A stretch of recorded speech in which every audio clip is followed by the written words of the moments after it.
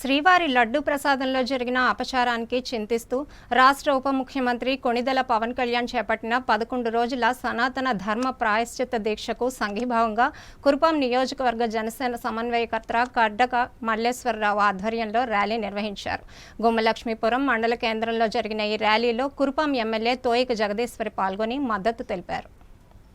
సనాతన ధర్మ ప్రాయశ్చిత్త దీక్షకు సంఘీభావంగా కురుపాం నియోజకవర్గ జనసేన సమన్వయకర్త కడ్రక మల్లేశ్వరరావు ఆధ్వర్యంలో గుమ్మలక్ష్మీపురం మండల కేంద్రంలో గురువారం రాత్రి ర్యాలీ నిర్వహించారు. ఈ ర్యాలీలో కురుపాం ఎమ్మెల్యే తోయిక జగదీశ్వరి పాల్గొని మద్దతు తెలిపారు. ముందుగా రామాలయం నుండి కైలాసనాథ దేవాలయం వరకు శ్రీవారిని ఊరేగించారు. కార్యక్రమంలో భాగంగా దేవాలయంలో ప్రత్యేక పూజలు జరిపి భజన కార్యక్రమం నిర్వహించారు. ఈ సందర్భంగా ఎమ్మెల్యే తోయిక జగదీశ్వరి మాట్లాడుతూ గత పాలకులు శ్రీవారి లడ్డుని అపవిత్రం చేశారని, దానికోసం డిప్యూటీ సీఎం పవన్ కళ్యాణ్ ప్రాయశ్చిత్త దీక్షకు పూనుకున్నారన్నారు. లడ్డూలో కల్తీ నెయ్యి కలిపి భక్తులకు ఇవ్వటం అన్యాయమన్నారు. హిందువులకైనా, ముస్లింలకైనా, క్రైస్తవులకైనా ఇలాంటి సంఘటనలు మరోసారి జరిగితే ప్రతి ఒక్కరూ ఖండించాలన్నారు.